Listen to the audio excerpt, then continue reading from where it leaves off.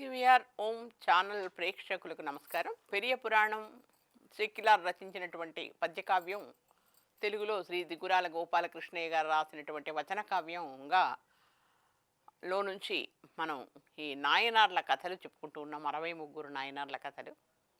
అందులో ముఖ్యంగా అభవుడు శంకరుడు ఆయన చేసినటువంటి లీలా విశేషాలన్నీ కూడా నాయనార్ల చరిత్రలో ఉంటూ ఉన్నాయి.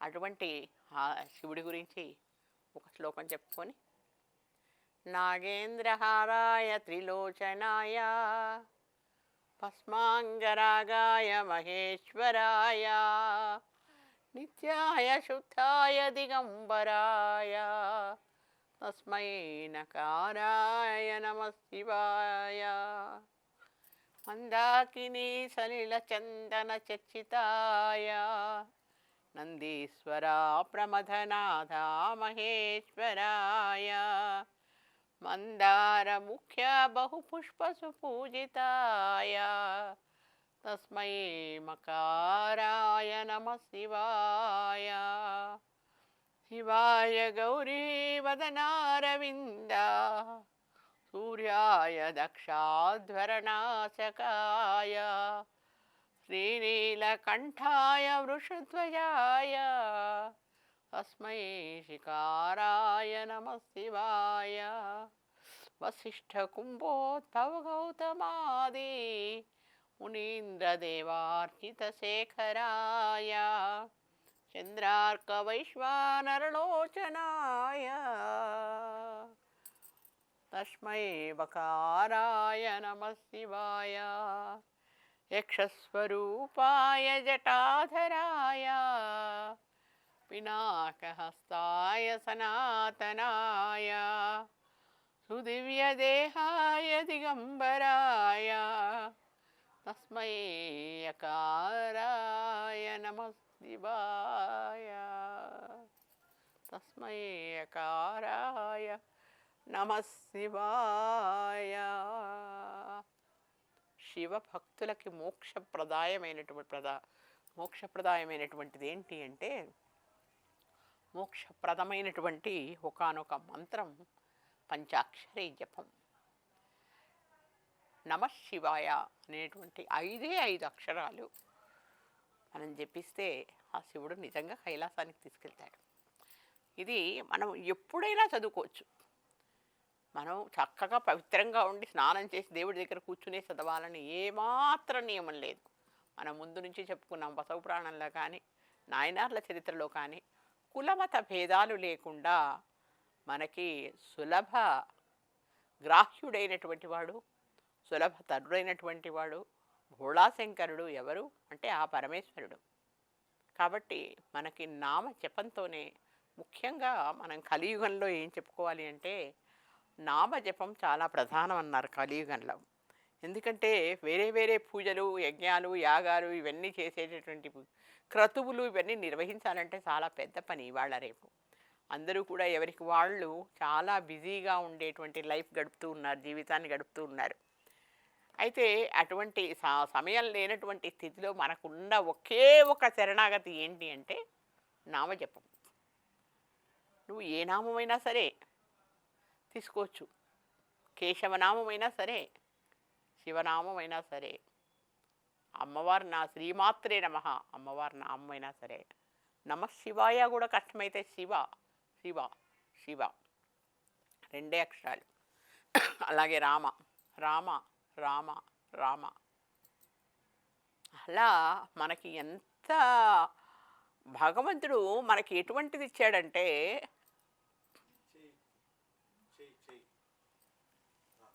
వినపడే పర్వాలేదా,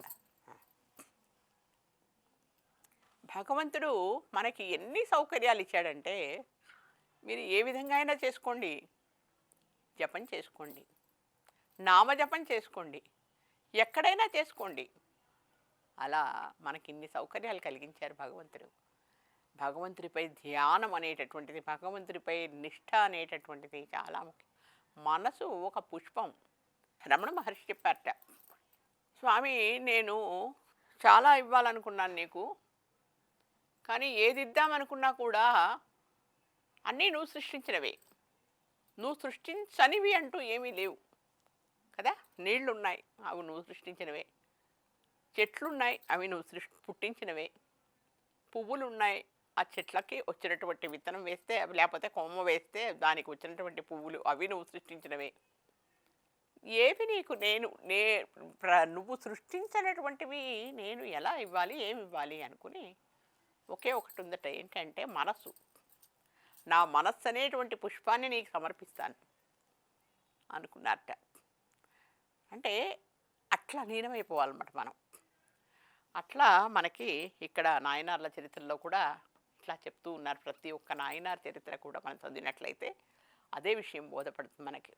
వాళ్ళు మనస్సు అనేటువంటి పుష్పాన్ని సమర్పించుకున్నారు, నిండుగా సమర్పించుకున్నారు వాళ్ళు శివుడికి. అలాంటి చరిత్రల్లో మనకి సుందరార్ చరిత్ర చెప్పుకుంటూ ఉన్నాం. అందులో ఏల్పూర్ నయనార్, ఆ నయనార్ దాంట్లో మనం ఇప్పుడు సుందరార్ యొక్క ఆయన ఏమిటి అడిగాడు అంటే, కలికామ నయనారు కలికాముడు ఏమడిగాడు అంటే, మరి మధ్యలో నువ్వు మధ్యవర్తిత్వం వహించడం ఏమిటయ్యా, ఆ 16 ఊరికి నువ్వు, తర్వాత సుందరారికి, వీడిద్దరికీ మధ్య నువ్వు రాయబారాన్ని నెరపడం ఏమిటి, నాకు అది నచ్చలేదు అని ఆయనని కోపగించుకోకూడదు, భగవంతుడిని కోపగించుకోకూడదు కదా. అందుకని సుందరాన్ని కోపగించుకున్నాడు ఆయన. సుందరార్ భక్తుడు కదా. ఆ భక్తుడైనటువంటి వాడు పరమేశ్వరుణ్ణి మా ఇద్దరి మధ్య రాయబారాన్ని నడిపయ్యా బాబు అని ఎవరైనా అంటారా? అనకూడదు కదా. అని అటువంటి ఎందుకు చేయవలసి వచ్చింది అనేటువంటి దానికి మనం కథలను చెప్పుకుంటూ ఉన్నాం. ఆ కథలలో మనకి ఆ సుందరార్ నాయనారు తిరుగుతూ తిరుగుతూ జంబుకేశ్వరం వెళ్ళాడు. అక్కడి నుంచి ఇంకా బయలుదేరి ఆయన వెళ్తూ ఉన్నాడు. ఇంకా అన్ని గుళ్ళు చూసుకుంటూ అట్లా అట్లా అట్లా వస్తూ ఉన్నాడు. వస్తూ ఉన్న సందర్భంలో ఒక చోట మార్గాయాసంలో అతనికి ఎక్కడ ఏమన్నా తిందామంటే కూడా ఏమీ కనపడలా. ఎండ మండిపోతూ ఉంది, మిట్ట మధ్యాహ్నం, చాలా ఆకలేస్తోంది. ఏం చేయాలో అర్థం కాలేదు. మర్చిపోయాను, ఇంతకు ముందు కూడా ఇంకా ఒక భాగంలో మనం చివరి భాగం కొంచెం కథ మిగిలిపోయింది. ఆ కథ ఏమిటి అంటే, ఇలాగే వృద్ధాచలం వెళ్ళాలనుకున్నాడు అతను. ఆ వృద్ధాచలం వెళ్ళాలనుకున్నప్పుడు వెళ్తూ ఉన్నాడు. వృద్ధాచలం వెళ్ళాలంటే దారి తెలియలే అతనికి.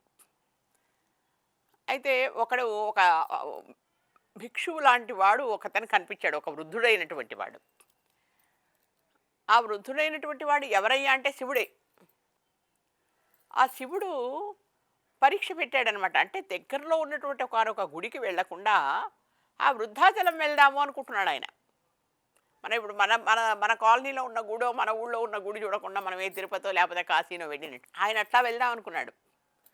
ఆయన్ని పరీక్షించడానికి అప్పుడు నేను చూపిస్తాను రా దారి అని అటు తీసుకెళ్ళిపోయి మధ్యలో అంతర్ధానం అయిపోయాడు. ఓహో, ఇక్కడ ఇంకో గుడి ఉందనమాట, ఈ గుడి వదిలిపెట్టి నేను వృద్ధాచలానికి వెళ్తున్నానని ఆ శివుడే ఈ వృద్ధుడి వేషంలో వచ్చి నాకు భలేగా పాఠం చెప్పాడని సుందరార్ అనుకుంటాడనమాట. అప్పుడు ఆ చిన్న గుడికి వెళ్ళి ఆ దండం పెట్టుకొని అక్కడ ఈశ్వరుడికి 2 పాటలు పాడుకొని అక్కడి నుంచి అప్పుడు వృద్ధాచలానికి బయలుదేరి వెళ్తాడు. అట్లా భగవంతుడు మనకి ఎప్పటికప్పుడు కూడా మనం తప్పు మార్గం వెళ్తూ ఉంటే మనం రైట్ మార్గాన్ని తప్పుదారి నడుస్తూ ఉంటే కరెక్ట్ మార్గాన్ని చూపిస్తూ ఉంటాడు భగవంతుడు ఎప్పుడు కూడా.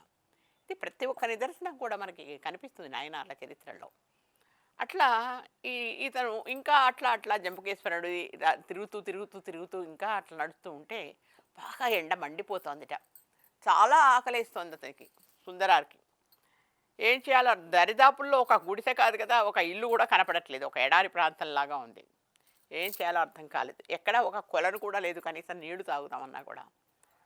చాలా బాధపడుతూ ఉన్నాడు. ఎవరు చుట్టూ మనుషులు చూశాడు, చుట్టూ ఎక్కడా కూడా మనుషులు కూడా కనపడలేదు. కనపడకపోతే అప్పుడు బాధపడుతూ బాగా, అంటే మార్గాయాసంతో ఉన్నాడు. తిరిగి ఉన్నాడు కదా, అన్ని గుళ్ళు చూసుకుంటూ ఊళ్ళు నడకే కదా అప్పుడు. కాబట్టి ఆ నడిచి బాగా మార్గాయాసంలో ఉన్నప్పుడు ఒక విప్రోత్తముడు చక్కగా ఒక భోజనం పట్టుకొని ఒక సత్రం దగ్గర, ఒక దర్దాపులకు ఒక సత్రం దగ్గరికి వచ్చాడు అతను. అంటే ఆ సత్రం దగ్గర తానే కాకుండా సత్రానికి చేరుకోలేదు ఇంకా, అల్లంత దూరంలో ఉంది సత్రం. ఆ సత్రానికి తానే కాకుండా చాలామంది భక్తులు కూడా ఉన్నారు అక్కడ, కనిపిస్తూ ఉన్నారు ఇతనికి. ఇతను అలసిపోయి పడిపోయేటటువంటి స్థితిలో ఉన్నాడు సుందరార్. అప్పుడు ఒక విప్రోత్తముడు చక్కగా భోజనం పట్టుకొని మంచినీళ్ళు పట్టుకుని ఎదురయ్యాట. బాగా ఆకలిగా ఉన్నట్టున్నావు బాబు, ఇది తిను అన్నాడట. అతన్ని చూశాడట. ఆ, ఎవరో ఈ విప్రోత్తముడు నా ఆకలి గమనించాడు అని నిజంగానే గబగబా గబగబా తినేసేట. ఆ తర్వాత చూస్తే మాయమైపోయేట. తను గమనించుకున్నాడు, ఓహో శివుడే నన్ను ఇట్లా ఆదుకున్నాడని చెప్పేసి చాలా అసలు ఆశ్చర్యపోయి ఆ దేవదేవుడికి 1000 నమస్కారాలు పెట్టుకున్నాడట సుందరాలు. అలాగే ఆయన అక్కడితో ఆగలేదు. ఆ విప్రోత్తముడు మళ్ళీ ఆ దగ్గరలో ఉన్నటువంటి సత్రాల్లో ఉన్నటువంటి భక్తులందరికీ కూడా భోజనాలు పెట్టించాడట. అక్కడ ఏం లేదు, అక్కడ అసలు నిజంగా అక్కడ ఏమీ లేవు, అక్కడ తినడానికి ఏమీ లేవు వాళ్ళకి. అయినప్పటికీ వాళ్ళందరికీ కూడా భోజనాలు పెట్టించాడట. అంటే ఈ సుందరార్ వల్ల వాళ్ళందరూ కూడా భోజనం లభించింది వాళ్ళందరికీ కూడా. అంటే ఇతని భక్తి ప్రపత్తుల వల్ల. అదే అన్నమాట. ఆ సుందరార్ అట్లా అట్లా నడుచుకుంటూ వెళ్ళి ఒక ఒక ఊరికి వెళ్ళాడు. ఒక ఊరికి వెళ్తే అక్కడ ఆ, ఒక ఒక గృహస్థు ఉన్నాడు. ఒక గృహస్థు ఇతన్ని చూడంగానే సుందరారు వస్తున్నాడు అనేసరికి ఆ ఊళ్ళో మొత్తం అలంకరించేసి అందరూ ఆహ్వానించారట సుందరారుని. తెలుసు కదా సుందరారు మహాభక్తుడని తెలుసు. ఇతను పత్తిగాలు పాడితే పడిగాలు పాడితే ఎంత భగవంతుడు ప్రత్యక్షమవుతాడని తెలుసు. లేదంటే భగవంతుడు ఇతడు అడిగినవన్నీ కూడా చేస్తాడు అనేటువంటి సంగతి తెలుసు. అందరికీ కూడా ఊరూరా వ్యాపిస్తాయి కదా. అప్పుడు ఏంటంటే కథలు ఇట్లా భక్తుల యొక్క చరిత్రలు బాగా వ్యాపిస్తూ ఉండేవి. అట్లాగే సుందరారు అన్నీ కూడా కథలన్నీ కూడా వ్యాపిస్తూ ఉన్నాయి. అప్పుడు సుందరారు వస్తున్నాడు అన్న సంగతి తెలిసి చాలా అంత పాపం బాగా అలంకరించేసి వాళ్ళందరూ కూడా ఎప్పుడు వస్తారని ఆహ్వానిస్తూ ఉన్నారు. అప్పుడు సుందరారు అక్కడికి చేరుకుంటారు. అయితే ఒక గృహస్థున్నాడు అక్కడ. ఆ గృహస్థుకు అనిందిత అనేటువంటి ఒక అందమైనటువంటి అమ్మాయి ఉందట. అనిందిత. అనిందిత అంటే అర్థం ఏంటి అంటే నిందించ తగనిది అని అర్థం. తగినది కాదు, తగనిది.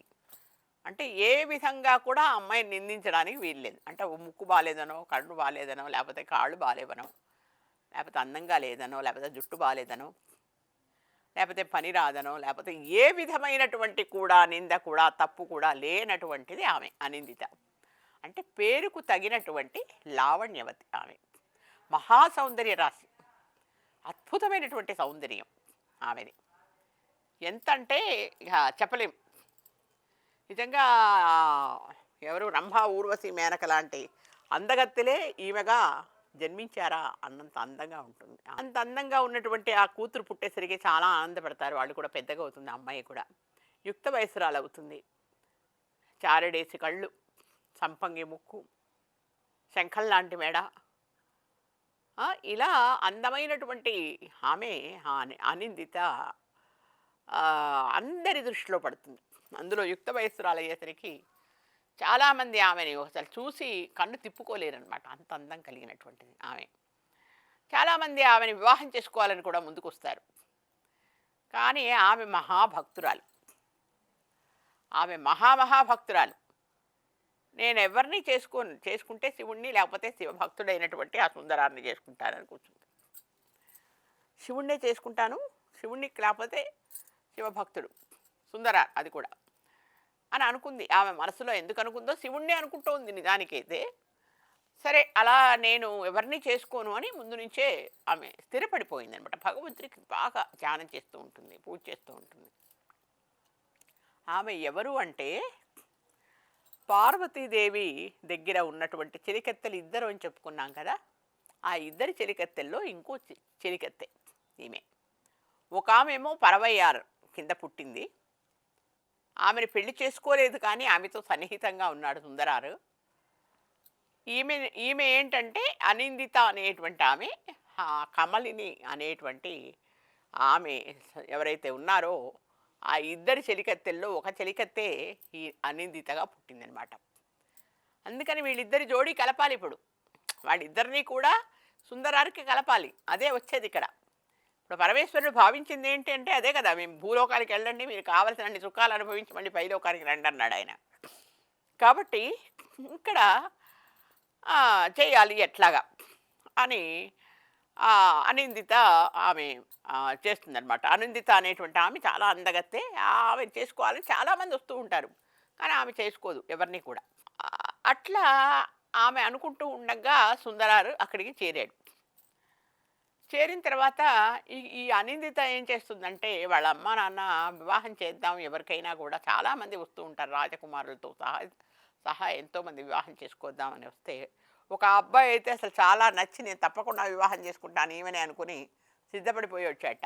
అతను వెంటనే చనిపోయాడట. అట్లా ఒకళ్ళిద్దరు చనిపోయారు అసలు. ఆమెను చేసుకుందామని మనసులో అనుకుని వాళ్ళ ఊరికి రాగానే చనిపోయేవాళ్ళట.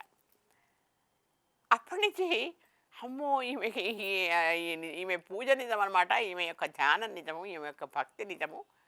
ఈమెకి ఎవరు కూడా భావించకూడదు ఈమెను చేసుకోవాలని చెప్పేసి అనేటువంటిది పడిపోయిందట మాట.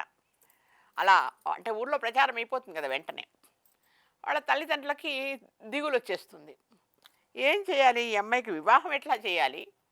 అసలు ఈ అమ్మాయి ఏమో ఎవరిని వద్దంటుంది. ఇదెక్కడి గొడవ అని చెప్పేసి. అది ఒక్క బాధపడుతూ ఉండగా ఏం చేయాలి అని అప్పుడు సుందరారు వస్తాడు. ఆ సుందరారు ఆ ఊళ్ళోకి ప్రవేశించి వీళ్ళ ఇంట్లోకి ప్రవేశించంగానే ఆమెను చూసి నిజంగానే చాలా మోహంలో పడిపోతాడు. అంత అందగత్త కదా, విపరీత. అది భగవత్ సంకల్పమే కదా, అది ఇతను చేసింది కాదు, ఇది భగవత్ సంకల్పం.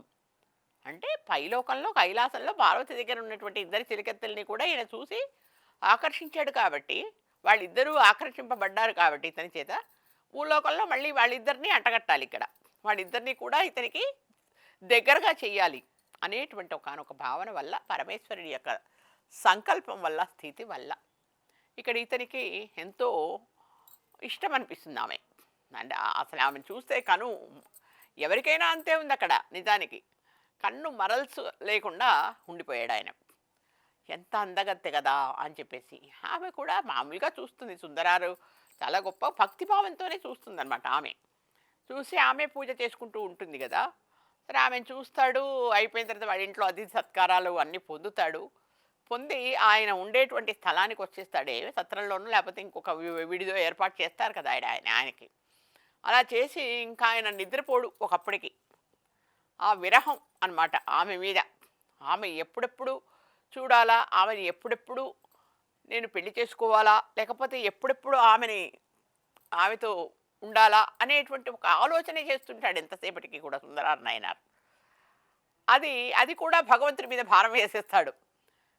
ఓ శివ, పరమశివ, నువ్వు ఎందుకు కల్పిస్తున్నావో తెలియదు నాకు ఇది, కానీ నాకు ఆమెపై మనసు పడ్డాను నేను. కాబట్టి ఆమెని ఏం చేస్తావో తెలియదు, ఆమెని నేను పరిణయం ఆడేటట్లుగా నువ్వే చేయవలసింది, నువ్వు రాయబారని నిలపాల్సింది అన్నాడు. అది మనం మొట్టమొదటి కథ చెప్పుకున్నాం కదా, కలికాముడు సుందరారంటే ఇష్టపడలా. ఎందుకు అంటే సుందరార్ భగవంతుని రాయబారిగా చేయమండం ఏంటి వివాహానికి అని కదా కోపం. ఎందుకు కలిగింది అనేది ఇప్పుడు అన్నీ కూడా కథలు వచ్చేసి ఈ కథలోకి వచ్చాం మనం ఇప్పుడు. అని ఆ నిందితని వివాహం చేసుకోవాలి అని ఇతను అనుకుంటూ ఉంటాడు. ఎట్లా మరి వాళ్ళని అడగలేడు. మరి ఎట్లా వాళ్ళ దగ్గరికి ఎవరు వెళ్ళి అడగాలి? ఎవరు వెళ్ళి అడిగినా అసలు అక్కడ వివాహం చేసుకుంటామంటే చనిపోతున్నారు కదా ప్రధానంగా. ఏం చేయాలి ఇప్పుడు అని ఆలోచించి తను విరహబాధ తట్టుకోలేకపోతాడనమాట. ఎక్కడ వెన్నెల కనపడితే అక్కడ ఉండలేకపోతాడు. ఎక్కడ చక్కగా వసంత ఋతువు వస్తే ఆ వసంత ఋతువుని వదిలేస్తుంటాడు. ఎక్కడ ఏ చల్లదనం కనపడినా అతనికి వేడిగా కనిపిస్తూ ఉంటుంది శరీరం అంతా కూడా. తాపాన్ని తట్టుకోలేడు. అట్లా తీవ్రమైనటువంటి విరహంతో ఉన్నటువంటి సుందరారు నాయనారు ఏం చేస్తాడంటే పరమేశ్వరుణ్ణి కోరతాడు. ఓ పరమేశ, నువ్వేం చేస్తావో నాకు తెలియదు, నువ్వు మాత్రం నాకు ఆ అమ్మాయి కావాలి, నా అమ్మాయిని వివాహం ఆడతాను, పరిణయం చేసుకుంటాను, వివాహం చేసుకుంటాను, నువ్వే రాయబారాన్ని నడపవలసింది అని చెప్తాడు. నువ్వే రాయబారాన్ని నడపవలసింది, ఏ విధంగా నడుపుతావో నాకు తెలియదు అని అంటాడు. అంటే ఇంకా పరమేశ్వరుడు చేసేది లేదు, తన కర్తవ్యం అదే ఇప్పుడు. అందుకని చెప్పేసి పరమేశ్వరుడు మన ఒక విప్రోత్పన్నముని రూపంలో వెళ్ళి మొత్తానికి అక్కడికి వెళ్ళి వాళ్ళ అమ్మా నాన్నతో మాట్లాడతాడు. ఆయనతో మాట్లాడితే వాళ్ళు గోడు వెళ్ళబోసుకుంటారు. వాళ్ళు ఎవరు వివాహం చేసుకొద్దామన్నా వచ్చేసరికి చనిపోతున్నారు ఇట్లాగా అంటే, కాదు ఆ విధంగా ఉండదు, సుందరారిని చేసుకుంటే ఆ విధంగా ఉండదు, చాలా మంచివాడు పిల్లవాడు, అతన్ని చేసుకుంటే అతను చాలా మహాశివ భక్తుడు, అతను చనిపోవడం అనేటువంటిది ఏమి ఉండదు. అతను చాలా కోరుకుంటున్నాడు మీ అమ్మాయిని. అమ్మాయి అదృష్టం ఏంటి అంటే కోరుకున్నవాడు లభించడమే కదా! ఆమెను కోరుకున్నవాడు లభించాలి కదా! అది చాలా మీ అదృష్టం అని అనుకోవాలి. ఆ అమ్మాయిని అతను కోరుకుంటున్నాడంటే, ఎలాగైనా సరే వివాహం జరిపించండి అంటాడు. అంటే అప్పుడు వాళ్ళకి సందేహం వస్తుంది. ఆ సుందరార్ చరిత్ర అప్పటికే తెలిసింది. పరవయ్యారు అనేటువంటి ఆమె ఉన్నది అక్కడ అన్న సంగతి. తిరువారూరులో పరవయ్యారు అనేటువంటి ఆమె ఉన్నది కదా! అతనికి. అలాంటప్పుడు మేము వివాహం ఎలా చేస్తాము? ఒకవేళ వివాహం చేసుకుంటే తను మళ్ళీ ఆ తిరువారూరుకు వెళ్ళకూడదు. ఇక్కడే ఉండాలి. తిరువారూరు వెళ్ళకుండా తను ఎప్పటికీ ఇక్కడే ఉండాలి. ఈ అమ్మాయి దగ్గర అనిందిత దగ్గరే ఇక్కడే ఉంటే గనక మేము వివాహం చేస్తామంటారు వాళ్ళు. ఆ అమ్మాయి కూడా కోరుతుందది. ఆ పరవయ్యారు మళ్ళీ దగ్గరికి వెళ్ళకూడదు. ఇక్కడే ఉండాలి. ఇక్కడే ఉంటే గనక చేసుకుంటాను అనేటప్పటికి ఏం చేయాలో అర్థం కాదు ఇంకప్పుడు. అప్పుడు పరమేశ్వరుడు మళ్ళీ తిరిగి వచ్చి ఇదే మాట చెప్తాడు. ఇదయ్యా వాళ్ళు అన్నది మరి. నేనేం చేయాలి? అంటే మరి అది ఎట్లా కుదురుతుందంటాడు. అది ఎట్లా కుదురుతుంది ఏంటి మరి? నువ్వు వివాహం చేసి 2 కావాలంటే ఎట్లా? అవ్వ బువ్వ కావాలంటే కష్టం కదా! అందుకని చెప్పేసి నువ్వు ఇక్కడ వివాహం చేసుకున్నావు అంటే నువ్వు ఇక్కడ ఉండిపోవాల్సిందే. పరవయ్యారును మర్చిపోవాల్సిందే అని అంటాడు. మరి నువ్వేం చేస్తావో నీకు తెలీదు. నీదే ఇప్పుడు. నువ్వేం చెప్పమంటే నేను అది చెప్తానంట. రాయబారం అంటే అదే కదా! అక్కడ మాటలు ఇక్కడ చెప్పడం, ఇక్కడ మాటలు అక్కడ చెప్పడం. శివుడు రాయబారిగా చేశాడు చూడండి. ఎంత గొప్ప అండి! శివుడు రాయబారిగా నేర్పడం అంటే, ఒక భక్తుడికి రాయబారిగా ఉండడం అంటే. అయితే సరే ఏం చేయాలి అని ఆలోచించి అతను ఏం చేస్తాడంటే, ఆ మోహం కదా! ప్రేమ. ఇప్పుడు ఆమెపై విపరీతమైన ప్రేమలో పడ్డాడు. కాబట్టి సరే అలాగే కానియండి, నేను ఎప్పటికీ ఇక్కడే ఉంటానంటాడు మాట. అనంటే సరే ఇక్కడే ఉంటాడు ఎప్పటికీ అని మళ్ళీ శివుడు మళ్ళీ అలా ఆ విధంగానే ఒక విప్రోత్తముడిలాగానే వెళ్తాడు. సరే అని చెప్తాడు. కానీ ఎప్పుడైతే ఇతను వెళ్ళాడో అతన్ని గమనిస్తుంది ఆ అమ్మాయి కమలిని, అనిందిత. ఇతడు శివుడు అన్నటువంటి విషయం తెలిసిపోతుంది. ఆమెకి తెలిసిపోయి ఆహా శివుడే రాయబారానికి వచ్చాడనే విషయం గమనిస్తుంది. ఆమె భక్తురాలు కదా ఆమె కూడా. ఈ కథ మళ్ళీ తర్వాతి భాగంలో చెప్పుకుందాం. స్వస్తి.